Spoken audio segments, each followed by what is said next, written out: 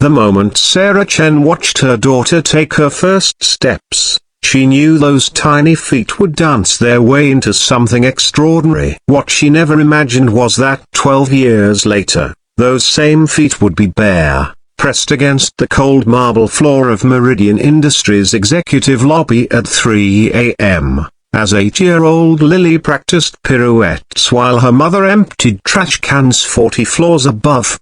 Marcus Thornfield built his empire on a simple philosophy that hung in gold letters behind his mahogany desk: if you can fix it, you can keep it. It was more than a motto, it was his religion. Broken companies, failing products, shattered dreams, if they couldn't be repaired and made profitable, they were discarded without sentiment. At 45, he had accumulated 3 ex-wives, 0 children, and a fortune that most small countries would envy.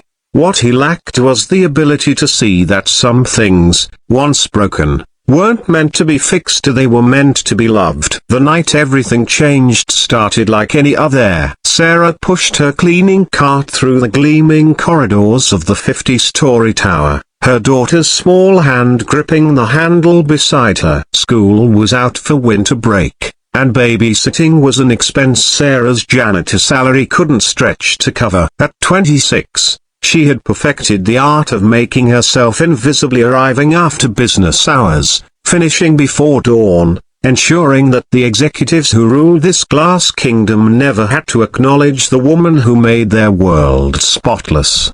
But Lily had inherited more than her mother's determined chin and coffee-colored eyes. She had inherited her grandmother's gift for movement, a language older than words that spoke through the arch of her back and the extension of her arms. While Sarah methodically cleaned each office, Lily would practice the ballet positions she'd learned from YouTube videos, transforming the sterile corporate spaces into her personal studio.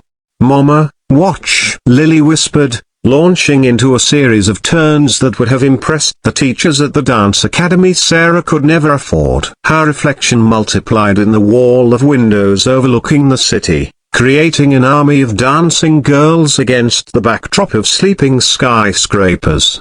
3 floors down, Marcus was pulling another all-nighter, dissecting quarterly reports that painted a grim picture of the company's latest acquisition, a chain of community centers that served low-income neighborhoods. The numbers didn't lie. Maintenance costs exceeded revenue by 30%. The decision was obvious: close them down, sell the properties to developers, and cut the losses. It was exactly the kind of clear-cut business problem that had made him successful. The faint sound of music drifted through the building's ventilation system, something classical and haunting that seemed impossibly out of place in this temple of commerce. Marcus frowned, loosening his Italian silk tie. Night security should have cleared the building hours ago. He found them on the 37th floor. A woman in a faded blue uniform quietly dusting picture frames while a child moved like liquid poetry across the marble floor. Marcus had witnessed hostile takeovers,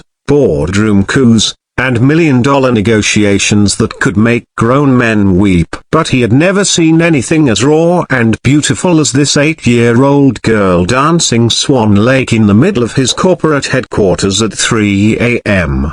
"Excuse me," he said, his voice carrying the authority that had silenced countless board meetings. Sarah spun around, her face draining of color as she recognized the man whose portrait hung in every elevator. "Mr. Thornfield, I'm so sorry." "Lily, stop dancing right now." She grabbed her daughter's arm, but Lily continued moving, lost in the music flowing from her phone's tiny speaker. "I can explain," Sarah began, words tumbling over themselves. "My babysitter got sick, and I couldn't afford her. I mean, she's not bothering anyone. She's just How long has she been dancing?" Marcus interrupted, his eyes never leaving the child who had now transitioned into what he recognized as a piece from the Nutcracker. "Since she could walk," Sarah admitted, her voice barely audible. "She's self-taught. We can't afford lessons.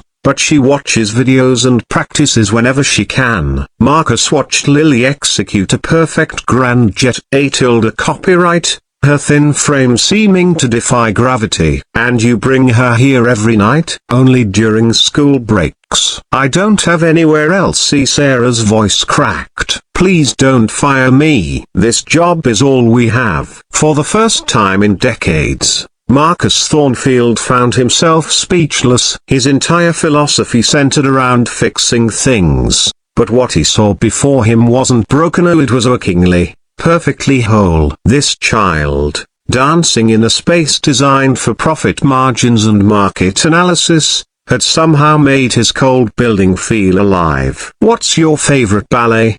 He asked Lily directly. The girl stopped mid-spin, her dark eyes wide with surprise that the important man was talking to her. Giselle, she whispered. It's about forgiveness and love being stronger than death. Something in Marcus's chest tightened to a sensation he hadn't felt since childhood, before his father had taught him that sentiment was weakness and love was a luxury successful men couldn't afford. That night, Marcus didn't go home to his empty penthouse. Instead, he sat in his office and made phone calls. By morning, he had spoken with the directors of 3 prestigious dance academies, 2 scholarship foundations, and his lawyers. By the end of the week, he had done something that would have horrified his younger self. He had used company resources not to fix something broken, but to nurture something beautiful. The community centers he had planned to close became Lily's first stage. Marcus funded their innovation, transforming them into arts education centers that served hundreds of children like Lilia, kids whose talents burned bright despite their circumstances. He established the Sarah Chen Scholarship Fund, named for a woman who had worked multiple jobs to keep her daughter's dreams alive while never abandoning her own dignity.